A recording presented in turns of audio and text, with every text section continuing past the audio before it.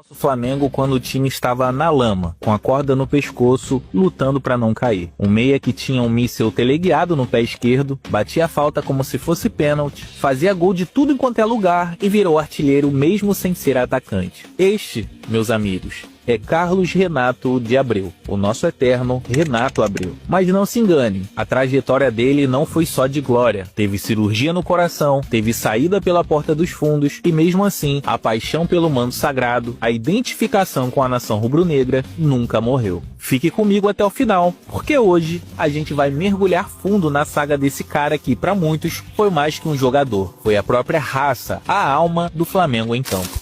Renato Abreu, ou melhor, Urubu Rei, nascido lá em São Paulo em 1978, esse volante, meia, lateral esquerdo, esse faz tudo, deixou uma marca que não se apaga na história do Flamengo. Ele não era só um jogador, era um símbolo, um pilar fundamental da equipe. Aquele cara que, a cada gol, a cada vitória, abria os braços e imitava o voo majestoso do nosso mascote, o Urubu. Uma comemoração que virou uma marca registrada. A história do Renato Abreu não começou com holofotes. Não, meus amigos, longe disso. Lá em Santa Catarina, no Marcílio Dias, ele já mostrava a que veio para o futebol. No primeiro jogo, como profissional, ele deu um carrinho tão violento no zagueiro que acabou sendo expulso. É mole? Já dava para ver que não ia ser um jogador qualquer, aqueles jogadores Nutella que tem por aí. Renato Abreu era um cara que não fugia de uma briga. E por isso, ele rodou um pouquinho. Passou pelo Joinville, União Barbarense, até chegar no Guarani. E foi lá, jogando contra o próprio Flamengo, no Maracanã, lá nos anos 2000, que ele marcou 2 gols pela Copa do Brasil. Mal sabia ele que o destino já estava traçado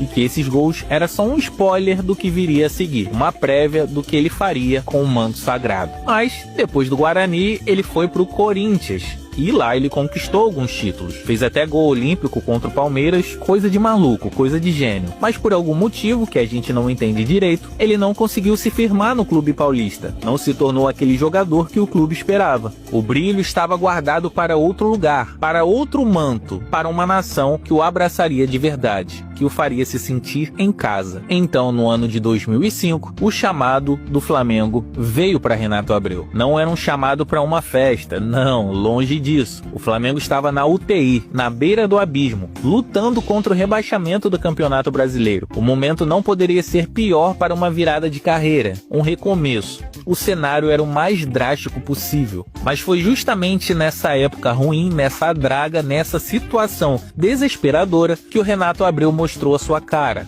a sua raça. Enquanto o time patinava, ele se destacava. E era um dos poucos que conseguia jogar um bom futebol. Ele virou especialista em cobranças de falta, um chute potente de perna esquerda que era um míssil, uma verdadeira arma secreta. Quantas vezes a gente não gritou gol antes mesmo da bola entrar, só porque a gente estava vendo ali Renato Abreu ajeitando a bola na entrada da área. Quem lembra, lembra, né? Renato virou artilheiro do time em 2005, com 14 gols, e também em 2006, com 18, mesmo sendo um meia. É um feito notável, que mostra sua capacidade de decisão. Ele foi um dos líderes, um dos pilares na conquista da Copa do Brasil de 2006, um título que nos deu alegria e também alento, que tirou a gente por um período curto de tempo do buraco e mostrou que a nação nunca desiste. Renato então era a personificação de garra, de superação daquele time. Ele era o cara que puxava a gente quando tudo parecia perdido. Depois de brilhar e se tornar o Urubu Rei, Renato foi buscar grana, fazer o famoso pé de meia lá nos Emirados Árabes. Ele ficou 2 anos longe do manto sagrado, longe do Maracanã, e a gente sentia falta. E ele também, né? Porque a identificação era mútua. E como o destino gosta de pregar peças, de nos surpreender, em 2010 ele volta pro Flamengo. E adivinha, o time de novo na zona da degola. Parecia roteiro de filme repetido, mas ele não pensou 2 vezes. O coração falou mais alto. Nessa segunda passagem, ele não teve as exibições espetaculares da primeira. Aquele brilho individual que ele tinha. Mas raça, experiência, liderança, ele tinha de sobra. Ele foi fundamental pra gente escapar do rebaixamento de novo. Ele era o veterano que não deixava a peteca cair, que contagiava os companheiros com a sua vontade de vencer. Ele já não era o mesmo jogador, mas era um líder ainda mais forte dentro de campo. Renato Abreu, que antes era um jogador em busca de reconhecimento, se tornou um ídolo que, mesmo após sua saída, retornou para ajudar em um momento crítico. Em 2011, Renato Abreu se reinventa mais uma vez. Ele recuou, virou volante e até mesmo jogou de lateral esquerdo, um camaleão tático. E mesmo assim, com essa mudança de posicionamento, ele ajudou o Flamengo a conquistar o Campeonato Carioca invicto. E a cereja do bolo para ele foi a sua primeira convocação para a seleção brasileira. Mano Menezes convocou Renato para a disputa do Superclássico das Américas, um reconhecimento merecido para um jogador que sempre se entregou. Mas a vida, meus amigos, a vida... Bom, em 2012, um baque para o Renato e também para a nação. Renato Abreu descobriu um problema cardíaco e teve que fazer uma cirurgia de emergência. Imagina o medo, a incerteza, a angústia. Um atleta de alto rendimento com um problema no coração. Mas o Urubu Rei não se entrega fácil. Ele superou, voltou a jogar, a fazer gols decisivos, a mostrar que a superação é parte do DNA do rubro-negro. Ele fez um gol decisivo contra o Atlético Mineiro, depois outro contra o Náutico de pênalti, garantindo vitória para o Flamengo. Renato Abreu é a prova viva de que a paixão pelo futebol e pelo Flamengo pode vencer qualquer obstáculo, até mesmo os mais assustadores. Mas a história de amor com o Flamengo teve um final não tão legal, com um toque até de injustiça. Em 2013, a diretoria, sabe-se lá por quê, rescindiu um contrato do Renato Abreu. E o pior, ele soube pela imprensa, no aeroporto voltando de férias.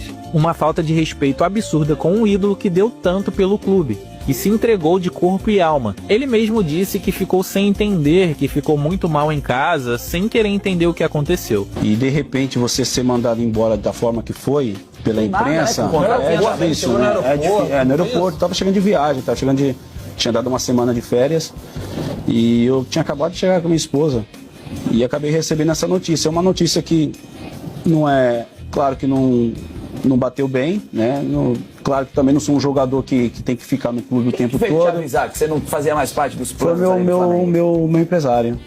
O empresário me ligou e tinha acabado de sair na imprensa. Vocês são... A preocupação minha com o clube foi muito grande, né? Uma história bonita dentro do clube e de repente ser mandado embora dessa forma, eu fiquei meio sem entender. Fiquei 2 meses praticamente muito mal em casa, né? Sem querer entender o que aconteceu, se eu tinha feito alguma coisa, algum motivo que tinha feito dentro do clube. Nenhuma possibilidade de reviravolta? Procurei. Tentou até, sei lá, tentar convencer. Procurei saber realmente o que aconteceu, até para me confortar em casa, junto com a minha esposa, se eu tivesse feito aquilo, realmente tinha que ser mandado embora, mas eu procurei, até hoje eu não achei.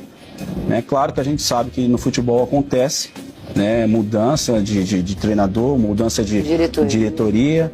De repente a diretoria quer tem uma proposta diferente, a gente até aceita ser mandado embora, desde que seja uma forma respeitosa. Né?